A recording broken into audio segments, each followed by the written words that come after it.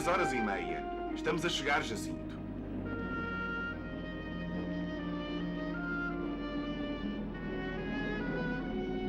Guardei o meu velho jornal do comércio dentro do bolso do paletó que deitei sobre o braço. E ambos em pé às janelas, esperamos com alvoroço a pequenina estação de Tormes, termo ditoso das nossas provações.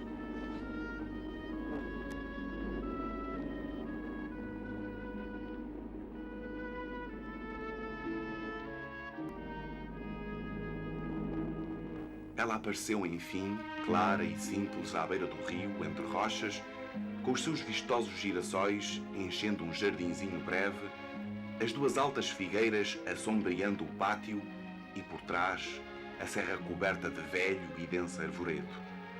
Logo na plataforma, avistei com gosto a imensa barriga, as bochechas menineiras do chefe da estação, o Louro Pimenta, meu condiscípulo em retórica no Liceu de Braga. Os cavalos de certo esperavam à sombra sob as figueiras. O rio de fronte descia, preguiçoso e como adormentado, sob a calva já pesada de maio, abraçando sem um sussurro uma larga ilhota de pedra que rebrilhava.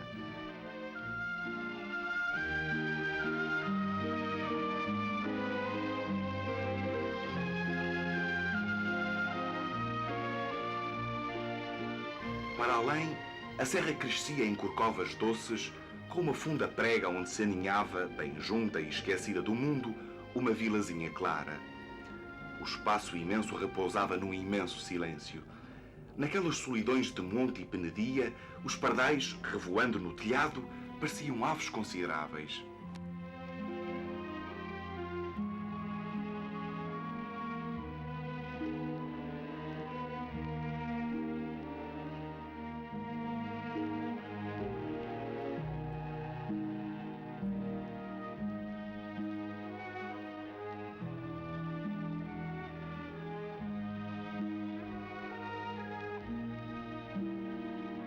Começámos a trepar o caminho, que não se alisara nem se desbravara, desde os tempos em que o trilhavam, com rudes sapatões ferrados, cortando de rio a monte, os jacintos do século XIV. Logo depois de atravessarmos uma trêmula ponte de pau, sobre um riacho quebrado por pedregulhos, o meu príncipe, com o olho de dono subitamente aguçado, notou a robustez e a fartura das oliveiras. E em breve os nossos males esqueceram ante a incomparável beleza daquela serra bendita. Inspiração copiosa a compusera o divino artista que faz as serras e que tantas cuidou e tão ricamente as dotou neste seu Portugal bem amado. A grandeza igualava a graça.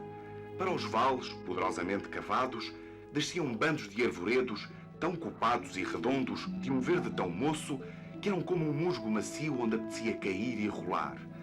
Dos pendores, sobranceiros ao carreiro fragoso, largas ramarias estendiam o seu toldo amável a que o esvoaçar leve dos pássaros sacudia a fragrância. Através dos muros seculares que sustêm as terras liadas pelas eras, rompiam grossas raízes coliantes a que mais era se enroscava. Em todo o torrão, de cada fenda, brotavam flores silvestres. Brancas rochas, pelas encostas, alastravam a sólida nudez do seu ventre polido pelo vento e pelo sol. Outras, vestidas de lícane e de silvados floridos, avançavam como proas de galeras enfeitadas. E de entre as que se apinhavam nos cimos, algum casebre que para lá galgara, todo amachucado e torto, espreitava pelos postigos negros sob as desgrenhadas farripas de verdura que o vento lhe semeara nas telhas.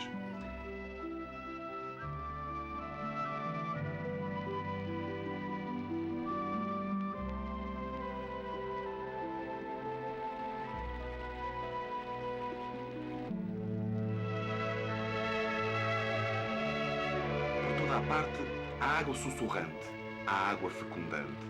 Espertos regatinhos fugiam, rindo com os seixos, de entre as patas da égua e do burro. Grossos ribeiros assodados saltavam com fragor de pedra em pedra. Fios direitos e luzidios, como cordas de prata, vibravam e faiscavam das alturas aos barrancos. E muita fonte, posta à beira de veredas, jorrava por uma bica, beneficamente à espera dos homens e dos gatos.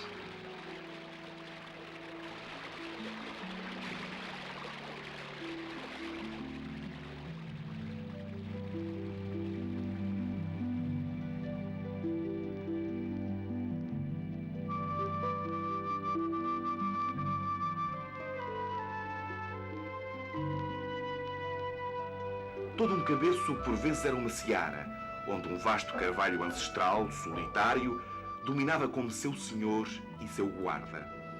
Em socalcos verdejavam laranjais rescendentes. Caminhos de lajes soltas circundavam fartos prados com carneiros e vacas retoçando, ou mais estreitos, entalados em muros, penetravam sob ramadas de parra espessa numa penumbra de repouso e frescura. Trepávamos então a alguma ruazinha de aldeia, 10 ou 12 casebres sumidos entre figueiras, onde se esgaçava, fugindo do lar pela telha vã, o fumo branco e cheiroso das pinhas. Nos cerros remotos, por cima da negrura pensativa dos pinheirais, branquejavam ermidas. O ar fino e puro entrava na alma e na alma espalhava alegria e força. Um esparso tilintar de chocalhos de guizos morria pelas quebradas. Assim, vagarosamente e maravilhados, chegámos àquela avenida de Faias que sempre me encantara pela sua fidalga gravidade. Atirando uma vergastada ao burro e à égua, o nosso rapaz, com o seu podengo sobre os calcanhares, gritou: "Aqui é que estemos, meus amos!"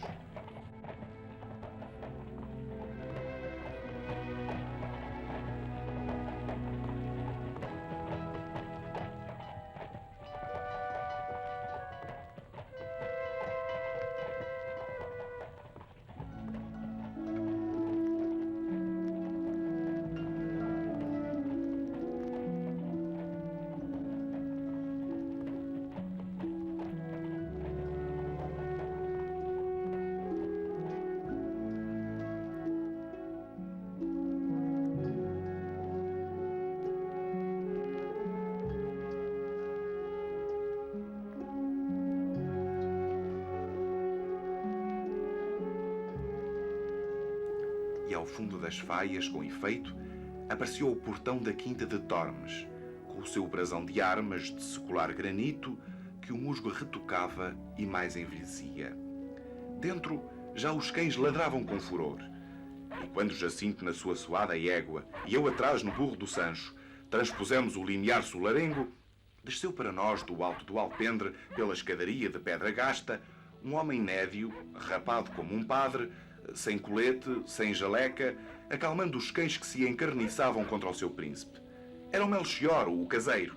Apenas me reconheceu, toda a boca se lhe escancarou num riso hospitaleiro a que faltavam dentes.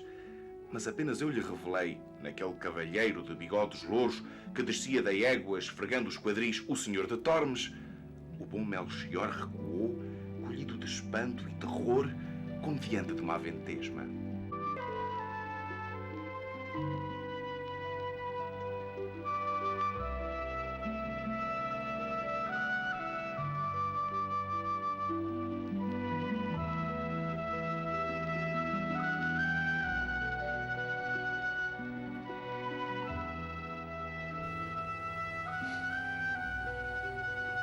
Gostaríamos de conhecer algo de Eça de Queiroz como pai, do seu carinho para com os filhos, especialmente no que respeitou à senhora Dona Maria. Não há dúvida que não podia ser pai mais carinhoso. Queria sempre os 4 filhos à volta dele. Sempre, sempre, sempre. Tanto nós éramos externos nos colégios para irmos almoçar e jantar com ele. Depois do jantar contava-nos histórias. Olha, naquele sofá que está ali. E contava-nos histórias e mostrava-nos estampas do Dante. Oh, meu Deus, tínhamos o Inferno de Dante e eles contavam-nos essas histórias. E depois também Ulisses, eu sei lá, todas essas histórias de mitologia que ele nos contava. As Cruzadas também, História de Portugal. Contava-nos essas histórias. Nós éramos pequenos, evidentemente, mas gostávamos imenso. E para sempre, sempre, sempre era.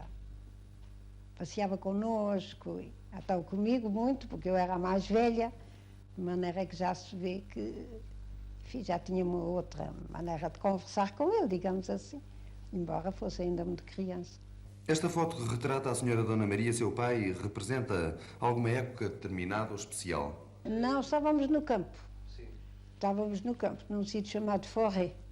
E estivemos, era uma casa com uma quintarola, digamos, não é? E aí o meu pai já tira fotografias, como tirava. Há uma comigo, há outra com o meu irmão António, também tirada nessa ocasião. Dois outros aspectos que gostaríamos que nos revelasse. A afabilidade e a bondade em Eça de Queiroz. Era o mais afável possível. E então, em caridade, era uma coisa nunca vista. Havia, não sei quem era já, se era o Eduardo Prado, que dizia que o consulado, que era uma segunda assistência à pobreza, à família, os portugueses pobres que ele nos trazia lá para casa, eram extraordinários às vezes. Tinha sempre uma palavra amável, tinha sempre uma palavra bondosa. Isso era o mais possível. Qual a relação entre o escritor e o diplomata? Como encarava Eça de Queiroz a carreira? Não lhe sei dizer, mas penso que encarava como encarou sempre tudo na vida. Tomou sempre a responsabilidade do que fazia. Isso não há dúvida nenhuma. O meu pai, quando prometeu uma coisa, fazia. Custava-lhe às vezes, mas fazia. E não sei que foi encarregado de muitas coisas fora do consulado. Os caminhos de ferro portugueses, todos os caminhos de ferro portugueses, o Porto de Leixões, sei lá, imensas coisas. Uns empréstimos, umas coisas assim que eu não sei todo o que sejam, mas que sei porque tenho ainda cartas de políticos, gente do governo, não é? Dessa ocasião. E que lhe agradeciam, mas não explicam, não sei o que era. Minha senhora, poderá dizer-nos o que há de realidade entre esta casa de Tormes e a cidade e as serras? Esta quinta ficou à minha mãe. E nós estávamos em Paris. E o meu pai veio cá. E veio cá ver esta quinta. Veio cá com a minha tia até, minha tia Benedita Razende, que também lhe herdava uma outra quinta perto. E, pode-se dizer, apaixonou-se por ela. E a minha mãe também herdou uma outra quinta no Alentejo, e ele gostou imenso da quinta, interessou-se imenso, mas esta, não sei, tinha um carinho especial por aqui, não há dúvida. Depois tinha aqui um muito pitoresco procurador, como se chama cá, enfim, um feitor, mas não é bem um feitor, mas um procurador, e que era o José Pinto Salero, que afinal é o Silvério da cidade de Serras. Um homem muito pitoresco, muito engraçado, e que eu recebia muito bem, dava-lhe lautos, almoços e jantares, e o meu pai achava graça a todo esse pitoresco, e assim se encantou pela cidade de Serras. De resto, penso que essa ideia da cidade e das serras já era uma coisa muito antiga nele, porque o meu pai ficava sempre, reconheço hoje em dia de ter mexido tanto nos papéis dele, que ele, como eu devo dizer, tinha uma ideia e ficava com essa ideia anos a fio, antes de dar verdadeiramente solução a essa ideia. Isso não há dúvida. E porque eu tenho uns fragmentos, umas páginas, de uma cidade e as terras, que não é bem assim, porque passa-se em Lisboa. Em vez de se passar cá, passa-se em Lisboa. Mas já se fala no Douro. Mas essas as páginas são tão poucas que realmente não se pode arquiteturar. Mas e há o José Fernandes, evidentemente, e ele então diz as coisas de Lisboa, as críticas à velha Lisboa. E depois, ao mesmo tempo, vem a doçura de uma paisagem, de uma fim de tarde, de um sino a tocar, de uma vela no Tejo, destas coisas pequenas que o meu pai fazia e que, não sei, acho que faziam a magia do seu estilo e do seu pensar. Seu pai foi um homem de enorme convívio, minha senhora. Pensamos que deve ter recebido nesta casa imensos amigos e homens de letras. Tormes terá sido, de facto, um centro de convivência? Não. Ele nunca viveu cá. O meu pai nunca veio cá, senão de passagem. Quando ele vinha a férias, ia para Lisboa, para a casa dos pais dele, que ainda eram vivos. Os meus avós morreram depois dele, ambos. E vinha sempre para a casa dos pais. E no Recio. Mas nunca deixava de vir cá. Mas estava 3 dias, 4 dias, mais. De resto, porque o meu pai em Lisboa convivia imenso com os seus amigos, ele era amigo dos seus amigos, mas em Paris não. Convivíamos muito com as pessoas que vinham, com os portugueses ou com os brasileiros. A senhora Dona Maria quererá recordar a amizade Eça Ramalho? Sim, eu recordo-me dele muito, porque eu era especialmente amiga dele. Criança, claro, mulher, porque Ele morreu exatamente, olha, quando eu ia casar. Foi um grande desgosto. Nós éramos muito amigos. Ele era padrinho do meu irmão, mas de quem ele tinha mais ternura era por mim. E depois, quando nós estávamos em Lisboa, eu já mulher mais nova, não é? Íamos muitas vezes à casa dele à noite, porque ele era um conversador extraordinário. E com o meu pai, como eu devo dizer, era um bocadinho mentor do meu pai. Ele tinha 20 anos mais do que eu. E tinha sido no colégio do pai dele que o meu pai fez as primeiras letras. Na Foz, acho eu, no Porto, não sei bem.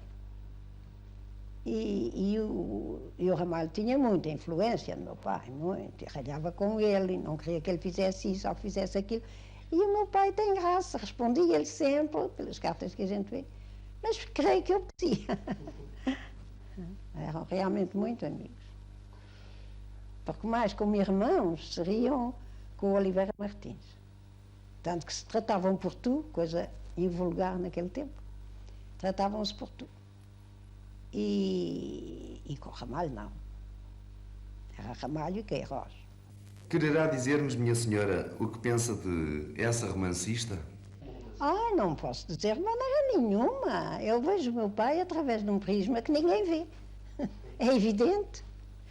Filha dele, que eu conheci até aos 13 anos feitos, bem evidente. Não podia ter opinião naquela altura. Hoje em dia tenho a minha, mas eu não sei de todo se eu vejo o meu pai como o público vê. Nem é possível que seja visto bem da mesma maneira. Para mais ajuda, e eu, posso dizer, vivi sempre com o meu pai. Meu pai, apesar de eu ser muito criança, teve muita influência em mim, sempre. E depois, já só em velha, é que eu comecei a trabalhar com os papéis dele. Mas não modificou a minha opinião. Qual o livro ou livros sobre cujo valor essa terá hesitado ou que tivesse mesmo pensado em repudiar? Não tenho a mais pequena ideia. Bem a ver que eu era criança quando ele morreu. Não sei. E agora, minha senhora, uma outra pergunta. Qual a obra de seu pai de que mais gosta? É muito difícil. Eu abro um livro ao acaso e fico presa. É muito difícil eu dizer. Todos os escritores têm um processo de trabalho próprio. Como era Sá de Queiroz? Isolava-se? Era metódico? Sim, o meu pai era muito metódico. E trabalhava de manhã, em pé, na sua secretária, e trabalhava de manhã, com os pijamas especiais, que ele punha para esses pijamas, que não era de dormir, já se vê nesse tempo, não se usava. Era exatamente para estar em casa ou para estar de manhã. Não aparecia, assim. E trabalhava. Depois vestia-se para o almoço, acabava de se vestir, meticuloso de resto, porque ele foi sempre muito janota. E depois ia para o consulado. E pelas 4h30, 5 horas voltava para casa. E então subia lá para cima para o seu escritório e muita vez, coitado, se queixou de nós, que vínhamos então dos colégios e que tínhamos o nosso quarto de brincar muito perto do quarto onde ele trabalhava exatamente. E mais do que uma vez fizemos-lhe muito barulho. Éramos muito barulhentos, muito alegres, tudo divertidos. E ele, coitado, a escrever. Depois escrevia só com uma velazinha, 2 velas em cima do mármore da chaminé. E uma vela, hoje em dia parece-nos incrível, mas é assim mesmo. E lá ia escrevendo e depois deitava até para o chão, sem as numerar, as folhas. Mas quando a gente lá ia, eu quanta vez fui mandada pela minha mãe a ver se o teu pai vem para o jantar. Não vinha, coitado. E eu lá ia, e ele, coitado, sempre teve um sorriso para a filha. E lá arrumava, muito bem arrumado, muito direito, embaixo, numa daquelas estantes da secretária, arrumava os seus papéis. Deixava tudo impecável, quando descia para jantar. Mas depois nunca mais. Depois não, depois começavam a vir os amigos todos os dias, os brasileiros, o Eduardo Prado, Paulo Prado quando estava, o Domício da Gama quando estava. E os portugueses, que estavam por acaso em Paris, vinham sempre, todos os dias. Todas as noites havia serrão lá em casa até tarde. Nós ouvíamos, estávamos deitados. As crianças estavam cedo nesse tempo. Havia em sua casa uma consciência da grandeza de escritora? Nós sabíamos, pequenos, sabíamos perfeitamente que o meu pai escrevia. E lembro-me de lhe perguntar se eu não podia ler uma das histórias dele. De resto, eu lia mais do que mal português nesse tempo. Falava, que eu nunca deixei de falar português. Mas não falávamos em casa, falávamos, mesmo quando ele falava português, conosco nós respondíamos sempre em francês. E ele dizer-me que não escrevia por le petit filho, mas que para mais ajuda escrevia muito mal. O que eu não acreditei, porque não acreditei nunca que o meu pai fizesse nada mal feito. Mas não é que não acreditava. Mas longe de supor que o meu pai fosse o que se chama um escritor conhecido. Longe de supor. Porque quando foi, por exemplo, da morte dele, meu Deus, nós víamos todo aquele espalhafato, todas aquelas crôs, pensávamos na nossa inocência que era por ele ser cônsul. E em que altura da sua vida se apercebeu a senhora Dona Maria da projeção de Essa de Queiroz? Mais tarde, depois, quando eu tinha 15 para 16 anos, meu pai já tinha morrido. Nós estávamos em Coimbra. E eu comecei a reparar com espanto que os estudantes diziam: olha, aquela pequena é a filha dessa de Queiroz. E eu voltava para a minha mãe e disse: como é que eles podem adivinhar e que se importam eles? E depois, um tio meu, uma vez a falar com a minha mestra inglesa, e quem eram os maiores romancistas portugueses da atualidade? E ele disse: olha, temos mais longe o pai da Maria. E vi que, como eu devo dizer, tinha um ligeiro sorriso meu pensando que é o amor de família. E voltou-se indignadíssimo para mim e disse: tu não sabes quem é o teu pai.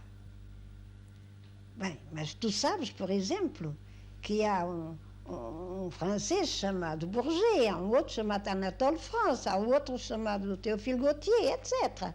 Ah, com certeza, sim, imagina, eu educada em França. Então, o teu pai absolutamente está nessa situação, está nessa série. E o meu tio dizia, eu tinha a maior confiança no meu tio, e acreditei, e achei imensa graça. Porque de todo não sonhávamos, em casa não se falava, não se discutia, não se... Como eu devo dizer, entre o meu pai e a minha mãe havia como um pudor, que hoje em dia acho muito extravagante, mas que era assim. Mas que era assim. O meu pai, de resto, nunca estava satisfeito, porque eu lembro-me da minha mãe lhe perguntar sobre um livro que ele estava a fazer, que vinha, que tinha saído, portanto, se tinha saído, devia ser a Ilustre Casa. Devia, mas não posso assegurar. E ele dizia: está péssimo, um horror, espero que ninguém leia. Aqueles bandidos, que eram sempre os editores, já se vê, coitados, aqueles bandidos arrancaram-me. Mas agora não me importa, já estou a pensar noutra coisa. Como encararia seu pai a sociedade de hoje? Olha, tenho-me feito a mim mesma muitas vezes essa pergunta. Não sei, mas havia de encontrar coisas boas. Havia no meio da loucura, porque, enfim, o nosso mundo está muito doido. E para o meu pai, para a geração do meu pai, já se vê, apesar de que havia muitas desgraças, havia muita coisa, porque houve sempre, o mundo é assim, infelizmente. Mas havia de haver coisas que ele havia de deixar completamente caricatos.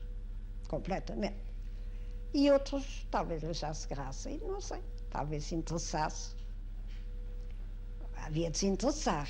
Curioso, com certeza, com os homens descendo na Lua. Isso, com certeza. E agora, perdoe-me a pergunta, Sra. Dona Maria, como passa o seu tempo? Graças a Deus, muito ocupada. Graças a Deus. O rádio é uma grande companhia. E os livros também. Os livros também, sempre. Que pensa da televisão, minha senhora? Este meio de comunicação traz-lhe algo de útil? Em certas coisas, sem dúvida, e sobretudo para ver as coisas extraordinárias, não é? Os Homens da Lua, conferências muito boas, que de vez em quando há, e coisas assim. Gosto mais, pessoalmente, gosto mais disto do que as histórias que passam. Essas são menos, para mim, têm menos interesse. Em todo caso, acho que é uma coisa admirável, porque evidentemente leva a toda a parte, toda a história do mundo. Acompanhou, portanto, este acontecimento histórico, que foi a conquista da Lua? Ah, sim, já se vê que sim. Tudo o que passou na televisão nessa altura vi. E até foi até às 7 horas da manhã que eu estive a ver o resto da televisão. O que pensa do feito em si? Mete-me imenso medo, mas acho admirável. E uma das coisas que eu acho admirável é a lição que ele está a dar à rebeldia do mundo. Todo o mundo está rebelde. Toda a gente sabe mais do que o seu superior. Não há superiores hoje em dia. Mas, enfim, daqueles que mandam mais um bocadinho. Mas toda a gente sabe mais.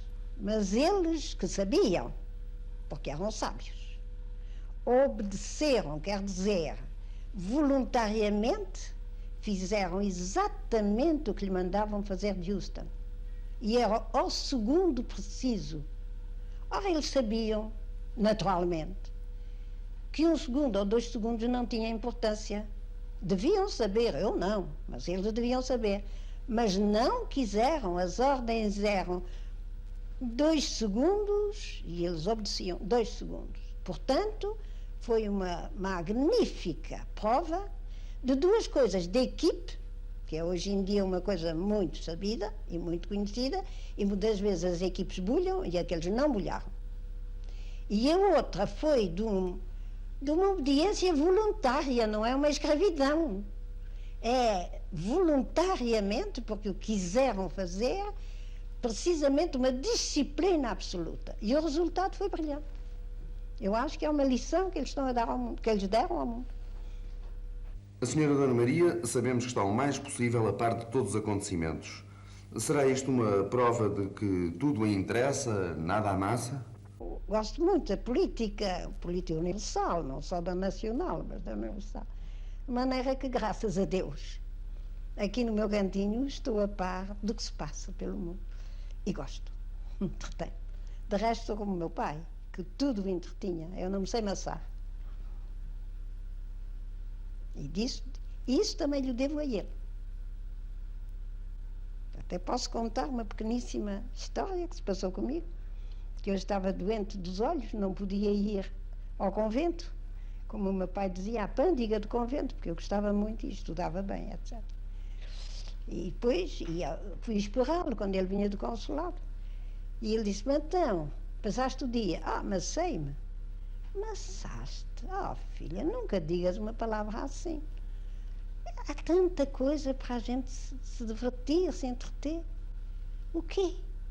Olha, estávamos no escritório dele e apontou para a janela. Até o dançar das folhas. Nunca mais me macei. Qual acha que seria a posição de Eça de Queiroz perante a glória, o prestígio, a história literária?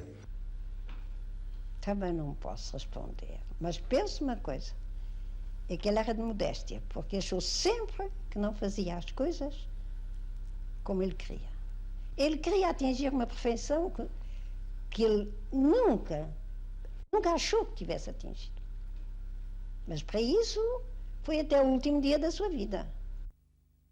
Minha senhora, tem alguma interferência direta na reedição que se está a fazer da obra de seu pai? Pessoalmente, realmente não tenho, senão o interesse mais absoluto e o apoio mais completo. Porque verdadeiramente quem trata dessas coisas todas é o meu filho e é o meu sobrinho Marquês de Ficalho. Esses dois é que se, enfim, como eu devo dizer, representam a família em harmonia completa, porque graças a Deus somos uma família muito unida. E estamos de parabéns. Esta edição obedece a alguns princípios ou cuidados não seguidos em edições anteriores? Mais cuidada, mais revista. Estamos umas poucas pessoas a rever cuidadosamente se há uma gralha, se há uma palavra estrangeira trocada, o que acontece facilmente, já se vê. E é cuidado em tudo, é pensado em tudo, é cuidado em tudo. Se ele discutia literatura e política com o círculo dos seus amigos e convidados?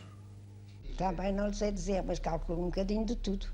Porque está a ver que Oliveira Martins, havia os destinos do país, meu Deus.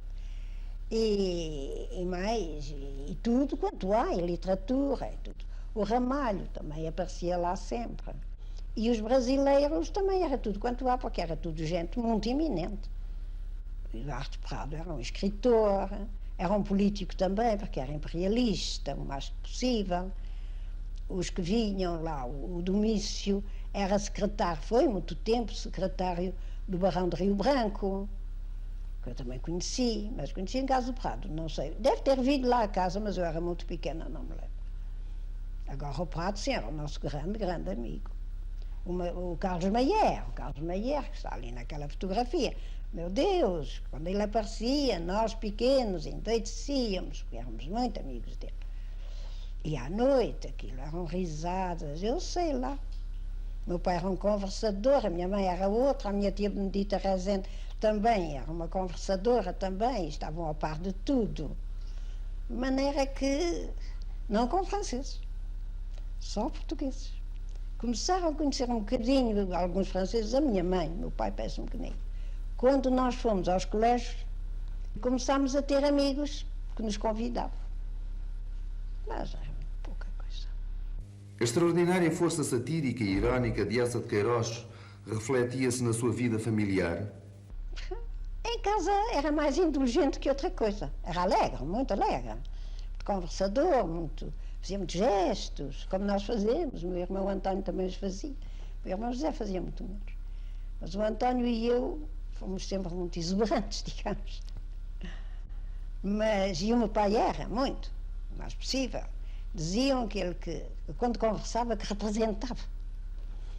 Não sei, não era presente a essas soirées lá em casa. Poderá a senhora Dona Maria dizer-nos como se passaram os últimos momentos da vida de seu pai? Também eu não estava presente, porque tínhamos tido uma série de doenças em casa e nós estávamos à beira-mar, os meus dois irmãos mais novos e eu, com uma mestra inglesa, em casa de uns amigos. Quando tivemos o telegrama da minha mãe a dizer que fôssemos, e quando chegámos o meu pai já tinha morrido. Mas o meu pai tinha estado 3 semanas, creio eu, sozinho. Mais ou menos sozinho. Ele não foi sozinho, na Suíça, estava na Suíça. E ele não foi completamente sozinho, porque os Prados iam também. E o Ramalho Ortigão. Mas verdadeiramente eles passavam pela Suíça e iam para a Itália. E como o meu pai foi um doente toda a vida, e toda a vida era pálido, e toda a vida era magro, mas muito ativo, era um andarilho, muito ativo, sempre, sempre. Não me lembro de ver de cama. Não me lembro de todo de ver de cama, mas sempre doente, isso sempre. De maneira que Queiroz estava mais um bocado doente, coitado. Tinha tido uns meses muito maus, tinha tido um inverno muito mau que passou no sul da França, com crescimentos, como ele dizia. E de maneira que afinal voltou para casa. Mas ele voltou num domingo à noite, creio eu, e creio que na quinta-feira estava morto. Até que ponto era um apreciador das artes, por exemplo, da música? Imenso, imenso. Ele mesmo era muito desafinado, mas trauteava constantemente. Porque houve um tempo a mania da fotografia. Houve outro tempo a mania, que era o Visconde de Alcaide, que depois era o Falcão, um muito simpático rapaz que estava, creio que até a estudar em França. Como estava o Penha Garcia, como estavam vários que estavam a estudar, e eles eram primos até. Ia muito lá à casa e meteu o vício da fotografia. Foi o que nos valeu hoje em dia para termos tanta fotografia do meu pai, e nossas e tudo. Mas depois houve um tempo também em que houve a mania da escultura, tudo trazido pelo Prado, porque o Prado era fantasista, o mais possível, muito fantasista. E então começaram todos a fazer, cada um fazia um busto, cada um fazia uma coisa, uns melhor, outros pior, etc. Até que fizeram o Prado, verdadeiramente, é o verdadeiro autor desse. Mas já se vê que o meu pai havia de meter também um bocadinho, uma gracinha qualquer. E até o Prado ficou tão entusiasmado de ter feito uma obra tão bem feita, que uma depressão que tem na cabeça do cão é o polegar do Prado. E então mandou fazer em bronze para nos dar, e toda a vida tivemos este cão. Essa de Queiroz foi amigo de Francisco de Lacerda? Sim, senhor, lembro-me dele. Lembro-me dele em Paris. Mas conviveu intensamente com Lacerda? Não convivia muito, porque o Lacerda não ia. Quer dizer, é possível que fosse e que se encontrasse. Mas eu não. Mas lembro-me da minha mãe me levar, eu pequena, à casa dele. E o meu pai, portanto, encontravam-se também. Mas encontravam-se e apreciavam-no o mais possível. Serpente de ouro com 2 olhos de rubis, mordendo o rabo, referida em Alves e Companhia, terá alguma relação com a joia que a sua Dona Maria traz? É engraçado, mas é possível que o meu pai tivesse visto esta cobra que eu trago ao pescoço. Porque esta cobra era da minha avó, e o meu pai conhecia a casa da minha avó, era a minha mãe ainda pequena. De maneira que tivesse visto esta cobra, que sem dúvida nenhuma retratou nesse Alves e Companhia, que é escrito muito antes do meu pai casar, mas anos e anos antes, que eu tivesse visto no braço da minha avó, que nesse tempo usava-se como uma pulseira. De maneira que eu tenho... Bom, não é por isso que eu tenho... que gosto da cobra, mas enfim, uso-a muito. Poder-se-á concluir que essa se serviu na sua obra de exemplos, casos e até aspectos familiares. É possível. Alguns reconheço. Coisinhas pequenas, não é? Mas reconheço. Eu sei lá, no Primo Basílio, por exemplo, há umas estatuetas de uma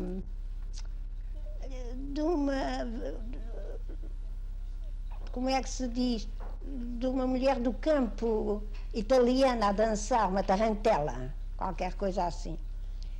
E em casa da minha avó havia essa figurinha, enfim, essa estatueta.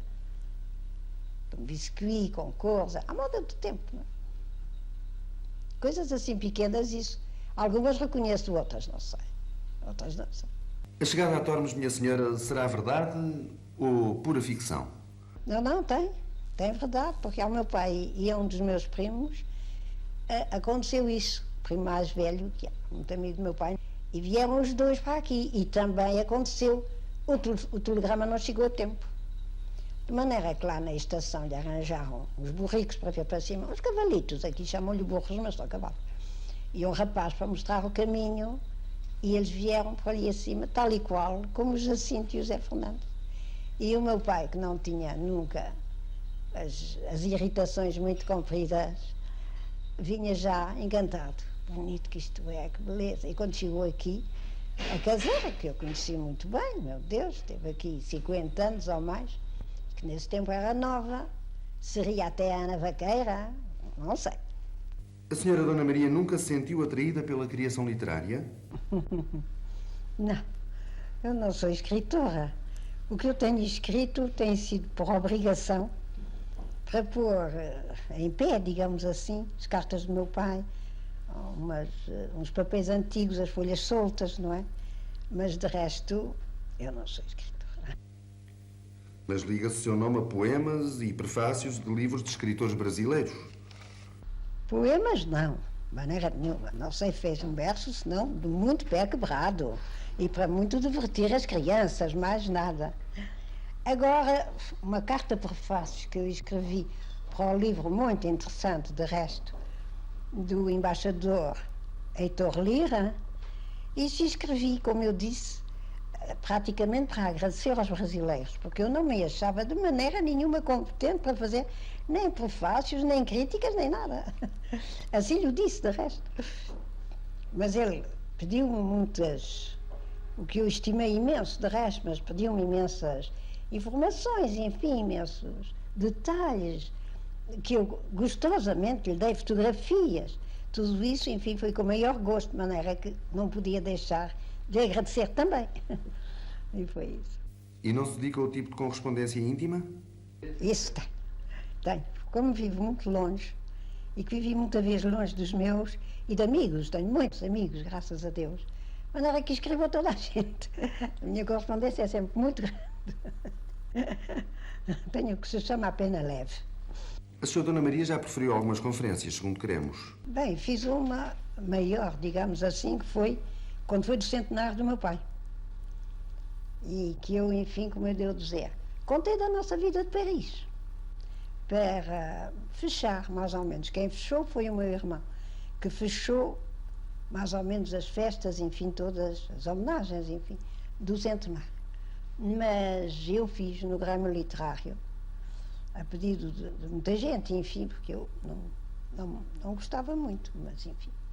E fiz essa conferência foi maior. Depois, também aqui fiz uma pequena conferência, nem lhe chamo conferência, meia dúzia de palavras, que eu disse aqui também quando foi ainda do centenário do meu pai, e depois, olha, foi para a Ação Católica, que fiz 2 ou 3 conferências, coisas pequenas também. Não tenho mais pequena prosápia de literatura pessoal.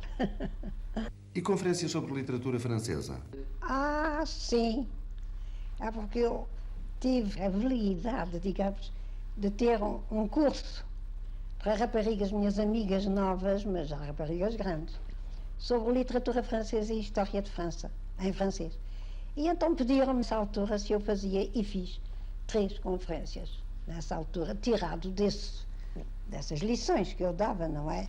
Que essas lições, como era tudo a raparigas grandes, não era com livro. Eu fazia uma pequena conferência. Coisa sem importância. O Nouveau Roman baseia-se numa corrente que, não desvalorizando o passado, afirma que o romance esgotou todos os recursos na sua forma tradicionalista. A sra. Dona Maria acredita nesta afirmação? Não acredito. Não acredito porque o humano, o homem, a mulher, a criança, a natureza mudam conforme as modas, conforme as épocas, mas a sua essência não muda. E, portanto, há sempre romance a fazer. As maneiras de fazer um romance mudam, é evidente.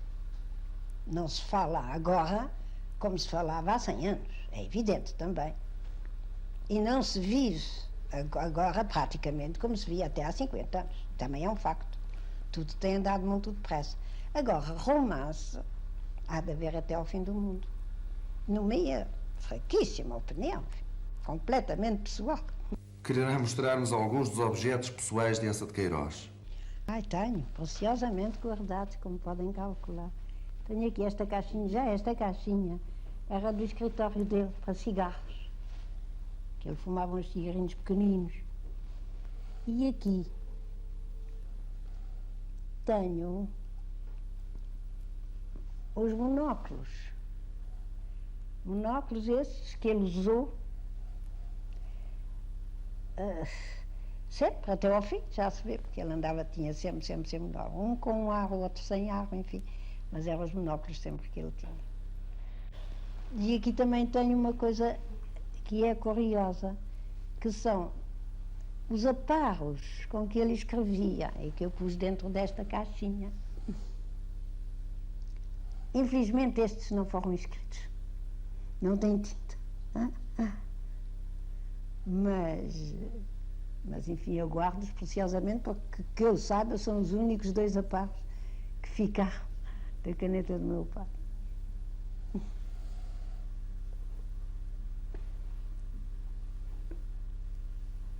Será verdade, minha senhora, que para escrever o mandarim, o seu pai arranjou uma indumentária especial? Há uma fotografia com uma cabaia.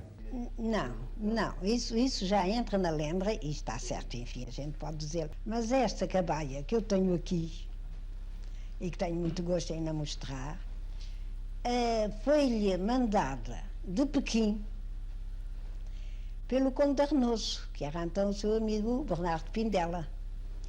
E o Bernardo Pindella tinha ido em missão com o Conde de Arnoso, que era Tomás César Rosa, um dos nossos grandes amigos, e parece incrível ainda não ter eu falado nele. Ele, o Conde Caparica, era desses também que vinham todos os dias lá à casa, 2 portugueses, fixe sempre, constantemente. E eles estavam numa missão na China por causa de uma coisa qualquer, não sei o que era, em Macau e em Timor. Eu posso abrir isto para mostrar, enfim, ela está ali toda junta e já está muito velhinha. Mas é a cambaia do mandarim. E de maneira que em Paris, mais tarde, de brincadeira, é que no tempo das fotografias, é que o meu pai se divertiu a enfiá-la para ser fotografado, o nosso amigo brasileiro, Domingos da Gama, também, e aí está. E agora está aqui, neste móvelzinho, que também veio de Paris, este também estava na nossa casa de Paris. Minha senhora, agradecemos-lhe a extrema gentileza com que nos recebeu nesta sua casa de Tormes e a amabilidade que teve em nos recordar tantos pormenores e tantos passos interessantes da vida do grande escritor português que é Eça de Queiroz. Eu é que tenho de agradecer, como tenho de agradecer a toda a gente que tanto carinho ainda depois de tantos anos, quase 70 anos depois da morte do meu pai, lhe fazem ainda a festa que lhe fazem.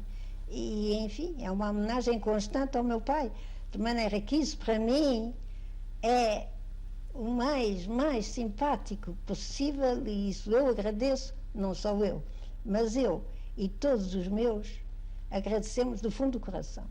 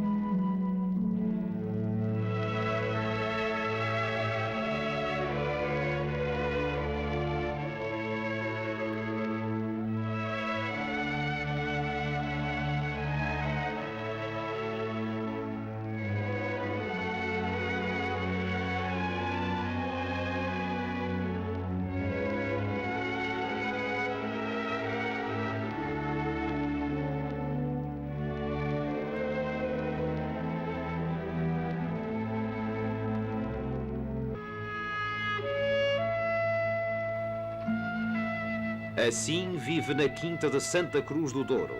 Assim vive na Tormes, de A Cidade e as Serras, a filha de Eça de Queiroz. Aqui, onde o tempo não passa, como também não passa a obra do grande escritor, a vida é serena.